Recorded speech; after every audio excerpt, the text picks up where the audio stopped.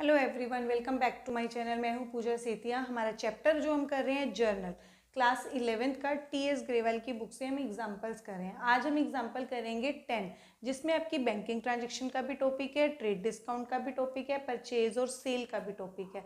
मैं एक एक एंड दो जो है क्वेश्चन को रीड नहीं करूँगी पूरा, दो दो तीन तीन एंट्रीज मैंने बोर्ड पर नोट डाउन कर दी हैं, उसको मैं समझाती जाऊँगी कब किसको डेबिट करना है और कब किसको क्रेडिट करना है।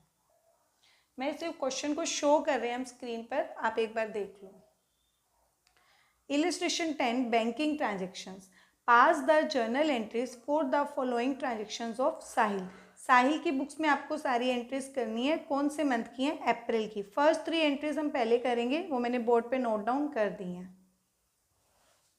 अब देखो, हमें जो है जब भी अब जर्नल का क्वेश्चन आता है तो आप पहले सबसे पहले 3-4 चीज़ें होती हैं जिसमें आपको रूल फॉलो करने की इतनी ज़रूरत नहीं होती, सिर्फ आप उसको माइंड में रखो, आपका क्वेश्चन इजीली सोल्व हो जाएगा। जर्नल की एंट्रीज कभी गलत नहीं होती हैं।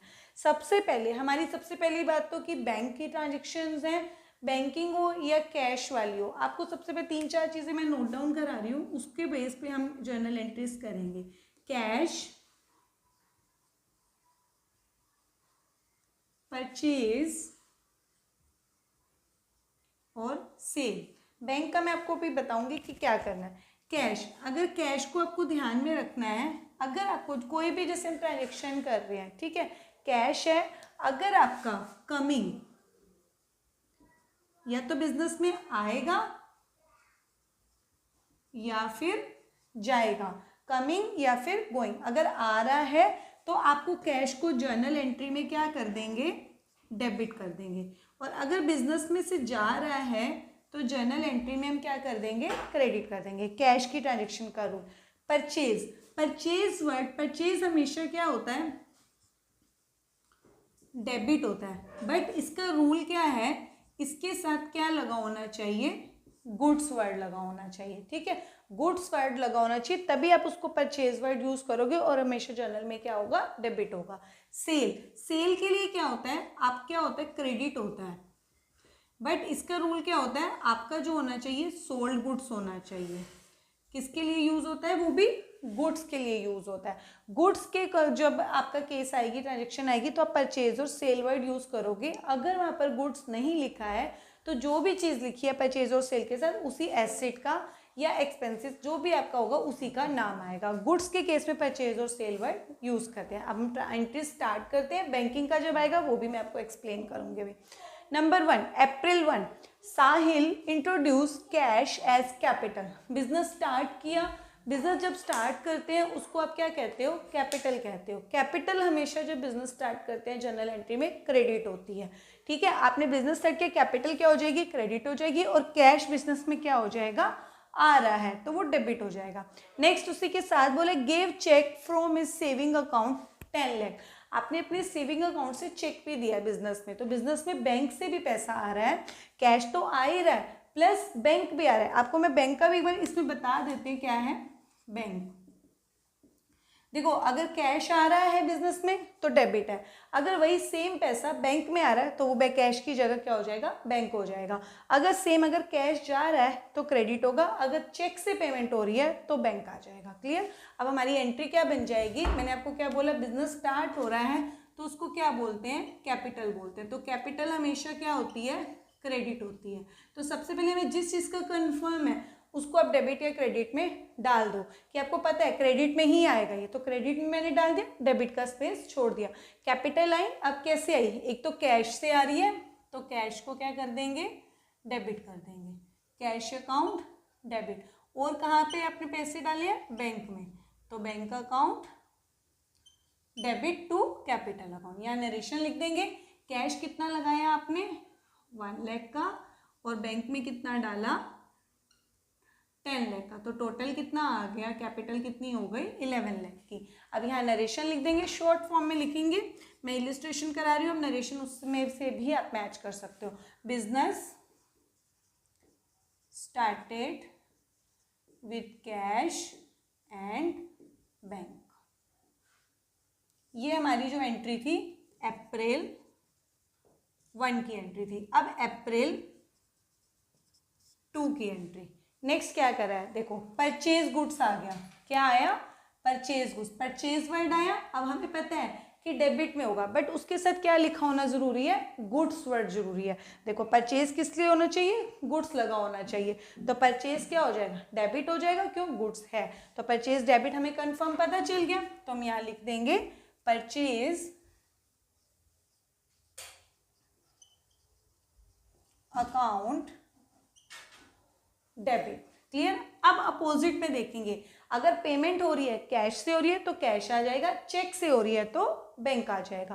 परचेज गुड्स अगेंस्ट चेक, क्या लिखा है, चेक, तो चेक से आप कैश नहीं डालोगे, क्या डालोगे, बैंक डालोगे।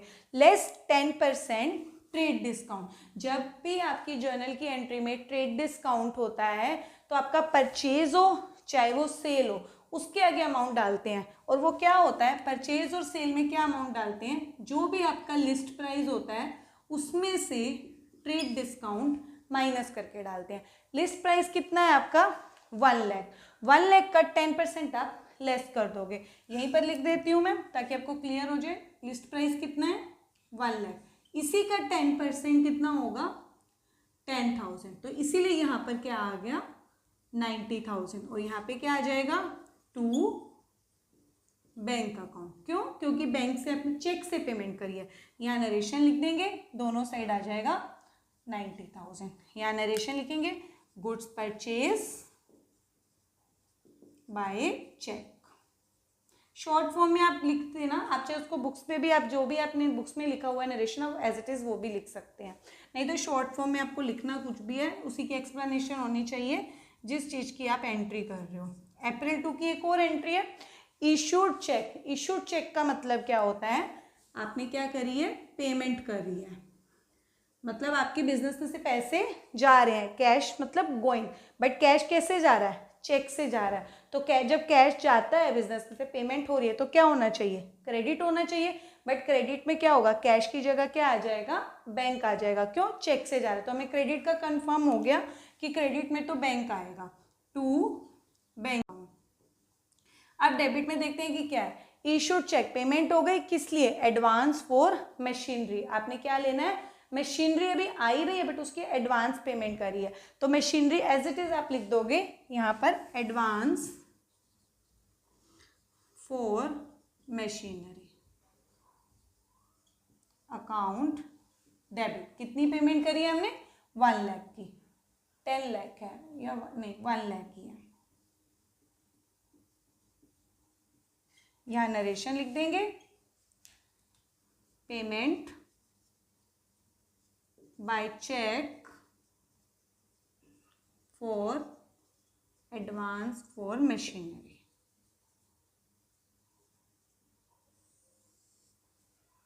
अब देखो नेक्स्ट जो है अप्रैल 3 की एंट्री क्या कह रहा है, परचेज गुड्स। फिर से परचेज गुड्स आया ना साथ में परचेज के साथ, तो हमें कंफर्म है कि परचेज तो डेबिट ही होगा, परचेज डेबिट हो जाएगा। 2 लाख रुपीज़ के लेस 25% ट्रेड है, फिर से ट्रेड डिस्काउंट आया।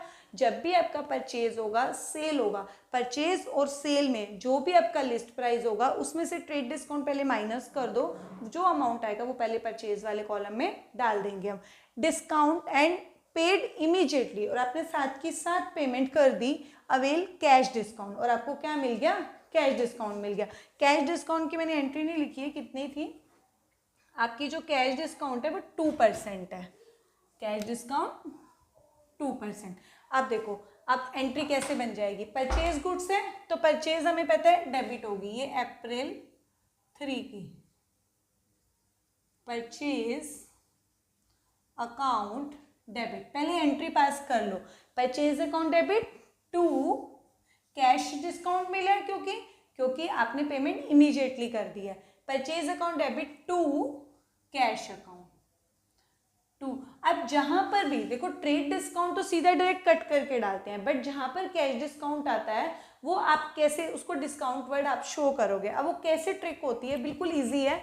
आपका परचेज देखो डेबिट है, कैश क्या हुआ क्रेडिट, जहां पर कैश या फिर बैंक होगा उसी के साथ ही आपका डिस्काउंट होगा। अगर कैश क्या हुआ क्रेडिट में है ना, तो इसी के साथ ही डिस्काउंट भी क्या आएगा, क्रेडिट में आएगा। तो टू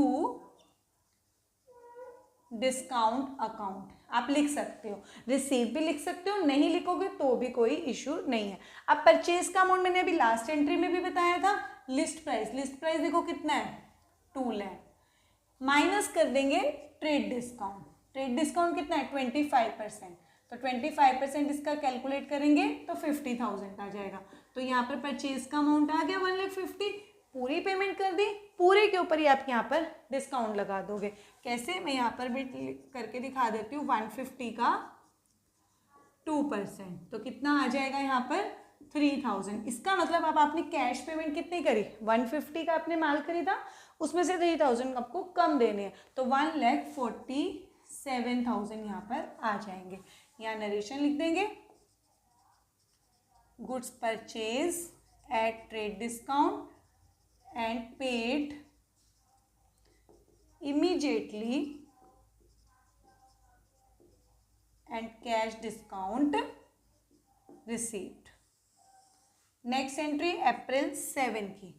अब देखो क्या आया, सोल्ड गुड्स का मतलब क्या होता है, सेल होता है। सेल हमेशा जर्नल एंट्री में क्या होती है, क्रेडिट होती है। अब आपको क्रेडिट साइड का कंफर्म हो गया कि क्रेडिट में क्या आएगा, सेल आएगा। अब सेल क्या होना चाहिए, गुड्स वर्ड होना चाहिए, यहाँ पर लिखा है गुड्स वर्ड, तो डेफिनेटली कि सेल क्रेडिट में आएगी। टू राकेश अगेंस्ट चेक का मतलब आपके पास पैसे आ गए। अब जब आप क्वेश्चन देखोगे, इलिस्ट्रेशन आप पूरा देखना, जब भी आपको चेक मिलता है तो उसकी भी कंडीशंस होती है। नेक्स्ट आपकी 3 एंट्रीज उसी से रिलेटेड है। तो जब भी आपको चेक मिलता है, अगर आपकी पूरे क्वेश्चन के अंदर उसी से रिलेटेड कुछ भी इंफॉर्मेशन नहीं है, पूरे क्वेश्चन के अंदर हमने देखा कि राकेश से जब चेक मिला तो आगे कहीं पर उसका कोई और नाम नहीं था, तो हम यही एज्यूम कर लेते हैं कि जैसे 7 डेट को चेक मिला तो उसी डेट को ही आपने जाकर बैंक में डिपॉजिट करा दिया, तो ये अमाउंट जो 50,000 का है वो बैंक में आ गया। तो अब सेल तो हमारी क्या हो गई, क्रेडिट हो गई। ये कंफर्म है कि सेल हमारा क्या हो जाएगा यहाँ पर, क्रेडिट टू सेल अकाउंट। अब डेबिट में क्या होगा, डेबिट में चेक आ गया, चेक की जगह क्या आ जाएगा यहाँ पर, बैंक आ जाएगा, क्योंकि हमने ये मान लिया कि सेम डे बैंक में पैसे आ गए। तो यहाँ पर क्या लिखेंगे, बैंक अकाउंट,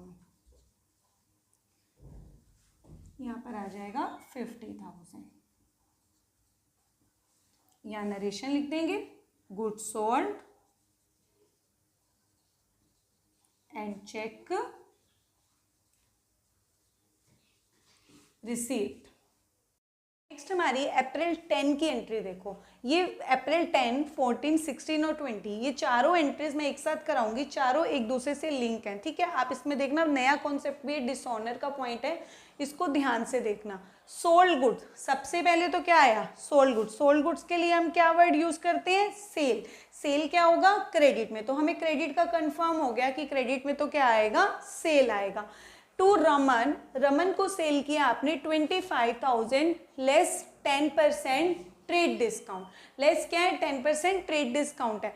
जब भी ट्रेड डिस्काउंट आती है तो परचेज हो या फिर सेल हो, सेल हमें पता है कि क्रेडिट में होगी, तो उसका अमाउंट सबसे पहले आप डाल दोगे। हमें क्रेडिट का कंफर्म है तो हम टू सेल अकाउंट पहले डाल देते हैं क्रेडिट में। लिस्ट प्राइस मैंने आपको क्या सिखाया कि कैसे आएगा, जो भी लिस्ट प्राइस है कितना है 25,000, इसमें से 10% इसका माइनस कर दो, इसको माइनस करके सेल का अमाउंट आ जाएगा आपका। और यहाँ पे डेबिट में क्या आ जाएगा, किसको किया आपने, रमन को। यहाँ पे कहीं पर नहीं लिखा कैश या फिर चेक, तो इसका मतलब उस पर्सन का नाम आ जाएगा। तो यहाँ पे क्या लिखेंगे, रमन अकाउंट डेबिट। देखो नाम के साथ अकाउंट वर्ड वैसे नहीं लगाते, अगर आपको लगाना है तो ऐसे ऑब्लिक करके एस लगाएंगे, रमन्स करेंगे, ठीक है। यहाँ नरेशन लिख देंगे, यहाँ लिखोगे गुड्स सोल्ड ऑन क्रेडिट। मैं थोड़ा सा स्पेस को वो कर रही हूँ क्योंकि मेरी 4 एंट्रीज साथ में आ जाए। नेक्स्ट एंट्री देखो, अप्रैल 14 की, रिसीव्ड चेक। अब ये इसको मैं कॉन्सेप्ट क्लियर करूंगी आपका, क्या होगा, received cheque from Raman and allowed cash discount. पहले हम इसको रब कर देते हैं थोड़ा सा, क्योंकि अब इसका इतना काम नहीं है परचेज और सेल का। यहाँ पे मैं आपको उसका कॉन्सेप्ट क्लियर करूंगी बैंक का। देखो सबसे पहले आपको क्या लिखा है, रिसीव चेक। देखो जब आपको चेक मिलता है, चेक क्या होता है, रिसीव होता है, तो रिसीव चेक,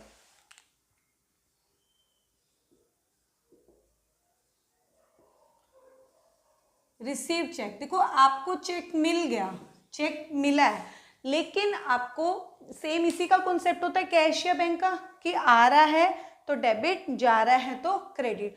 बट अगर आपका चेक है तो बैंक वर्ड यूज होता है। बैंक वर्ड कब आएगा, जब आपके बैंक में पैसे आ जाएंगे। लेकिन अगर आपको चेक मिलता है, अगर आप उसको डिपॉजिट करा देते हो बैंक में, डिपॉजिट ऑन सेम डे, अगर आप सेम डे पे जमा कराते हो, या फिर deposit on some other day, तो आपको ये चीज ध्यान रखनी है। जब भी क्वेश्चन आएगा, चाहे वो कैश बुक का आगे एक चैप्टर आएगा उसमें क्वेश्चन हो, या फिर जर्नल में हो, तो अब आगे जो है नेक्स्ट 2-3 एंट्रीज में आप चेक कर लोगे उसी चेक का नाम है या फिर नहीं है। चेक आपको रिसीव हुआ रमन से, और एंड अलाउड कैश 2% डिस्काउंट। बस यहाँ पर ये बोला, ये नहीं बोला कि चेक आपने उसी दिन जमा कराया है या फिर किसी अदर डे पे डिपॉजिट कराया। हमने आगे चेक किया, check receive from Raman, deposit into bank. आपने अप्रैल 14 को आपको चेक मिला, लेकिन आपको डिपॉजिट कब करा, 16 को। तो जिस दिन आप बैंक में चेक को जमा करते हो उस दिन बैंक में हमारे पैसे आ जाते हैं। लेकिन अब 14 को तो आपका चेक आपके पास ही था, बैंक में पैसे नहीं आए। जब आप किसी अदर डे पे आप जमा करते हो तो आपके हैंड में चेक रहता है, तो डेबिट में आपको डालना है कि हमारे पास अमाउंट तो आ रहा है लेकिन वो बैंक में अभी नहीं आया, बैंक को डेबिट नहीं करना है। तो उसको क्या करोगे, डेबिट में चेक इन हैंड, डेबिट में आप क्या करेंगे, चेक इन हैंड, क्योंकि वो चेक बैंक में अभी नहीं गया, बैंक में पैसे नहीं आया। लेकिन हाँ, अगर आप सेम डे पे जमा करा, आगे अगर उससे रिलेटेड कोई भी एंट्री नहीं है तो हम यही मान लेते हैं कि सेम डे बैंक में पैसे आ गए, तो डेबिट में क्या आ जाएगा, बैंक आ जाएगा। तो बस हमें पता लग गया कि 14 को तो आपका चेक बैंक में पैसे नहीं आया है, तो 14 में बैंक में पैसे नहीं आएंगे, तो क्या आ जाएगा, चेक आपके हैंड में है, तो हम क्या लिखेंगे, cheque in hand, cheque in hand account debit. अब एक चीज और, डिस्काउंट भी है, कैश डिस्काउंट है। कैश डिस्काउंट की हमें एंट्री करनी होती है, जहां पर भी कैश हो या बैंक हो या फिर चेक इन हैंड हो, जिस भी साइड होता है उसी के साथ ही आपका डिस्काउंट वर्ड आता है, ये कंफर्म होता है। अगर डेबिट साइड में है कैश या बैंक वर्ड तो डिस्काउंट भी डेबिट आएगा, अगर क्रेडिट साइड में है तो डिस्काउंट भी क्रेडिट आएगा। अब चेक इन हैंड डेबिट है तो इसी के साथ ही आप क्या लिख दोगे, डिस्काउंट अलाउड, क्योंकि डेबिट में आप क्या लिखते हैं, allowed, discount allowed account debit to, किससे मिला आपको ये चेक, रमन से मिला है, तो इसमें क्या आ जाएगा, क्रेडिट में टू रमन। यहाँ पे लिख देंगे, नरेशन लिख देंगे, receive cheque and allowed cash discount. अब आती है अमाउंट की बात। रमन से आपको टोटल कितने पैसे लेने थे, 22,500। यहाँ पूरा 22,500 आप डाल दोगे, क्योंकि हमें टोटल इतने की आपने उसको क्या करी थी, सेल करी थी, तो उतने का ही आपको वो चेक देना चाहिए था। लेकिन चेक के ऊपर उसको क्या मिल गई, डिस्काउंट मिल गई, कितने परसेंट, 2%। तो उसका जब डिस्काउंट मिलती है तो उतने से उस पर्सन का अमाउंट अपोजिट कर देते हैं, 22,500 क्रेडिट कर दिया। अब डिस्काउंट में क्या आएगा, 22,500 इंटू 2%, तो कितना आ जाएगा यहाँ पे, 450। हमने इतने पैसे आने थे, इतने की आपने डिस्काउंट दे दी, इसमें से इसको माइनस करके जो अमाउंट आएगा उतने का आपको क्या मिल जाएगा, चेक मिल जाएगा। इसमें से इसको माइनस कर देंगे, इतने का आपके पास चेक आ गया। अब आती है, ये अप्रैल 14 की एंट्री थी, ये अप्रैल 10 की एंट्री थी। अब अप्रैल 16 की एंट्री आती है। 16 में क्या बोला, जो चेक आपको रिसीव हुआ था वो आपने बैंक में डाल दिए। अब हमारे पास बैंक में पैसे आ गए। जब बैंक में पैसे आते हैं तो बैंक क्या हो जाता है, सेम कैश की तरह डेबिट हो जाता है। तो बैंक में पैसे जब आ जाएंगे तो हम क्या डालेंगे, बैंक अकाउंट डेबिट, बैंक में पैसे आ जाएंगे। और टू क्या डाला आपने, क्योंकि चेक इन हैंड था तो यहाँ लिख देंगे to cheque in hand account, या नरेशन लिख देंगे।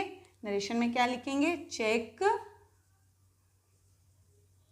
Deposit into bank. अब चेक का अमाउंट कितना है, 22,050। ये सारा चेक आपका क्या चला जाएगा, बैंक में पैसे आ जाएंगे।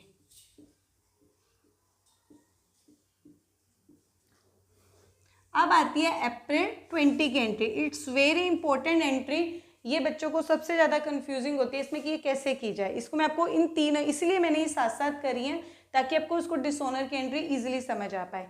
चेक रिसीव्ड फ्रॉम रमन, जो आपको चेक मिला था, यहाँ पर चेक मिला था, यहाँ पे हमने बैंक में डाल दिया, जमा कर दिया।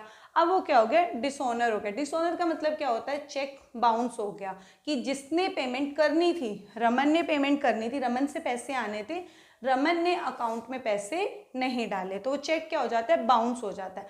जब चेक डिसऑनर होता है तो आपको एक्स्ट्रा चार्जेस पे करने पड़ते हैं, जिसको क्या बोलते हैं, बैंक चार्जेस। यहाँ पे 200 रुपीज़ के चार्जेस आपके लगे हैं। अब जब भी चेक डिसऑनर होगा, उससे ऊपर आपकी जितनी भी एंट्रीज हुई होंगी उसको जस्ट अपोजिट करना होता है। कैसे करेंगे, आपको रफली में करना है, लेकिन मैं यहाँ पे आपको करके दिखाऊंगी कैसे। आपको परचेज और सेल की जो भी एंट्री होगी उसको कुछ नहीं करना है, परचेज और सेल वाली एंट्री को कुछ नहीं लिंक में लाना है डिसऑनर की एंट्री में। ये सेल की एंट्री है, इसको हम छोड़ देंगे। उसके बाद कितनी एंट्रीज हुई, ये 2 एंट्रीज हुई हैं। इन दोनों एंट्रीज में जिस चीज़ की सेम अमाउंट की आपका अगर डेबिट और क्रेडिट से मैचिंग हो जाती है उसको पहले कट कर देंगे। ये चेक इन एंड डेबिट है 22,050 और ये चेक इन एंड क्रेडिट है, तो ये कट जाएगा। मैं यहाँ पे ऐसे क्रॉस कर रही हूँ ताकि, और लेकिन आपको नहीं करना है, आपको रफली में करना है। ये ऐसे या पेंसिल से कर लोगे ताकि आप उसको इरेज भी कर पाओ। ये चेक इन एंड डेबिट था और ये चेक इन एंड क्रेडिट था, ये सेम क्या हो गया, ऐसे कट गया। ठीक है, ये आपको समझाने के लिए कर रहे हैं हम। ये कट गया। अब बचा क्या, ये डिस्काउंट अलाउड डेबिट है, नेक्स्ट एंट्री में नहीं है, तो ये अपोजिट हो जाएगा। यहाँ पे रमन क्रेडिट है, यहाँ पे बैंक डेबिट है, तो किसी और चीज़ की इन दोनों एंट्री में मैचिंग नहीं हो रही है। तो अब ऊपर वाली एंट्री में जो भी बचा है उसको जस्ट अपोजिट कर देंगे। यहाँ डिस्काउंट अलाउड क्या बचा है, डेबिट है, तो इसको नेक्स्ट एंट्री में आप क्या कर दोगे, डिस्काउंट अलाउड को क्रेडिट कर दोगे। To discount allowed account, amount कितना है 450, क्रेडिट में डाल देंगे 450। ठीक है, अब इसमें क्या है, इसकी हो गई। नेक्स्ट बचा रमन। रमन क्या है, क्रेडिट है, ये अपोजिट हो जाएगा, डेबिट हो जाएगा। क्यों, क्योंकि ये डिसऑनर की एंट्री है, तो रमन डेबिट। रमन कितने से है, 22,500 से, यहाँ पे डाल देंगे 22,500, क्योंकि ये क्रेडिट है तो इधर डेबिट हो जाएगा। ये भी कंप्लीट, ये तीनों हमारे कवर अप हो गए इस एंट्री से।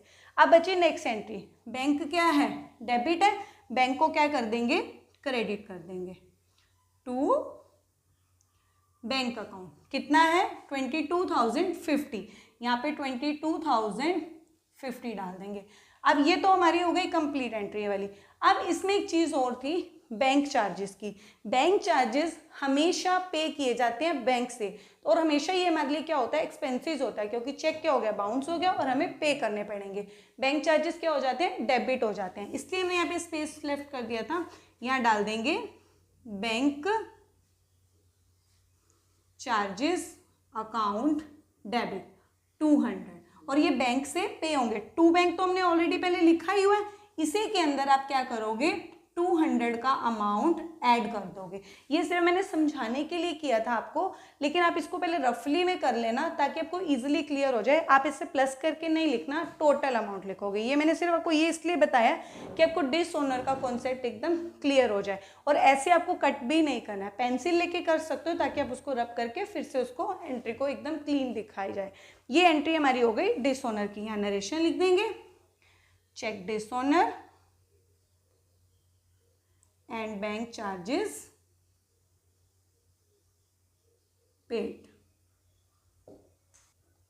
अब देखो, हमने ये वाली जो एंट्री करी है, डिसऑनर की एंट्री करी है, हमने इसको अपोजिट क्यों किया है ये भी बता देती हूँ कि जो रमन था, रमन हमने जैसे जब उसको हमने गुड्स सेल करी थी तो डेबिट में हुआ था, जब गुड्स सेल करी थी हमने उधार में करी थी, तो रमन हमारा क्या बन गया था, डेटर बन गया था। अब डेटर से पैसे आने होते हैं, उसने हमें चेक दे दिया था यहाँ पर और उस चेक को हमने बैंक में डाल दिया था, लेकिन जिस डेट पे हमने चेक बैंक में डाला या पैसे आने थे वो चेक क्या हो गया, बाउंस हो गया, पैसे नहीं आए। इसका मतलब क्या हुआ, वो फिर से हमारा क्या बन गया, रमन डेटर बन गया, इसीलिए हमने उसको क्या कर दिया, डेबिट कर दिया। और जो हमने इसको डिस्काउंट दी थी वो भी हमने क्या कर दिया, अपोजिट कर दी, वापस ले ली। ठीक है, तो इसीलिए हमने इसको क्या करा, अपोजिट करा, रमन को दोबारा से डेबिट में डेटर बन के दिखाया। नेक्स्ट एंट्री अप्रैल 25 में क्या बोल रहा है, paid life insurance premium of Sahil by bank draft. Bank draft क्या होता है कि जब आप कि किसी को आपने अमाउंट पे करना है किसी और ब्रांच में या कहीं पर भी, एज अ एक मतलब चेक की तरह पेमेंट होती है कि बैंक से पेमेंट होती है, बैंक ड्राफ्ट।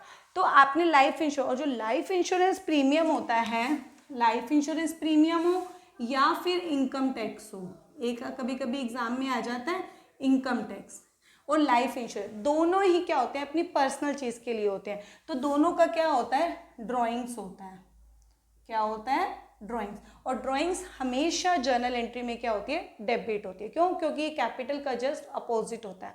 आपने लाइफ इंश्योरेंस प्रीमियम किया, बैंक ड्राफ्ट से पे किया और उसके ऊपर क्या लगा, चार्जेस लगा 100 रुपीज़। जब भी बैंक ड्राफ्ट बनवाते हैं तो बैंक आपसे कुछ पैसे लेता है एज अ कमीशन। तो एंट्री क्या हो जाएगी, drawings account debit to bank account. इसमें आप इसका अमाउंट उसी में ही क्या कर देते हैं, ऐड कर देते हैं, क्योंकि उसमें जितने का बैंक ड्राफ्ट बनवाते हो आप और जितने आपके चार्जेस एक्स्ट्रा लगते हैं तो उतने का टोटल आपका बैंक ड्राफ्ट बन जाता है। तो कितना आ जाएगा, 10,100। यहाँ पे नरेशन लिख देंगे, paid life insurance premium by bank draft. ये है अप्रैल 25 की एंट्री। लास्ट एंट्री इस क्वेश्चन की, अमाउंट ट्रांसफर्ड किया आपने, किसमें ट्रांसफर्ड किया, फिक्स डिपॉजिट। हमारे बैंक में ना डिफरेंट टाइप्स के अकाउंट्स होते हैं, जैसे saving account, fix deposit account, current account and recurring deposit account. जिस भी आप अकाउंट में ट्रांसफर करते हो तो एक अकाउंट से दूसरे अकाउंट में चला जाता है पैसा, जिसमें आपने ट्रांसफर किया वो डेबिट हो जाता है कि उस अकाउंट में आपके पैसे आ रहे हैं। तो यहाँ पर क्या आ जाएगा, फिक्स डिपॉजिट अकाउंट में पैसे आ गए तो फिक्स डिपॉजिट अकाउंट डेबिट, और दूसरे जिस, अब हमें ये नहीं बोला कि आपने कहाँ से शिफ्ट किया है, तो टू बैंक अकाउंट आ जाएगा। क्यों, क्योंकि एक अकाउंट से, एक बैंक में पैसे आ गए अकाउंट में, फिक्स डिपॉजिट में आ गए, दूसरे से चले गए, कितने, 5 लाख। यहाँ नरेशन लिख देंगे, अमाउंट ट्रांसफर्ड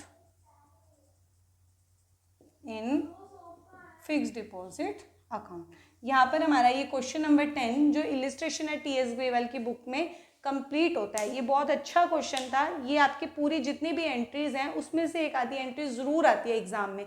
फिर भी अगर आपको किसी एंट्री में डाउट है, आपको क्लियर नहीं हुई, कमेंट सेक्शन में छोड़ देना, उसका सोल्यूशन मैं आपको उसी में रिप्लाई कर दूंगी।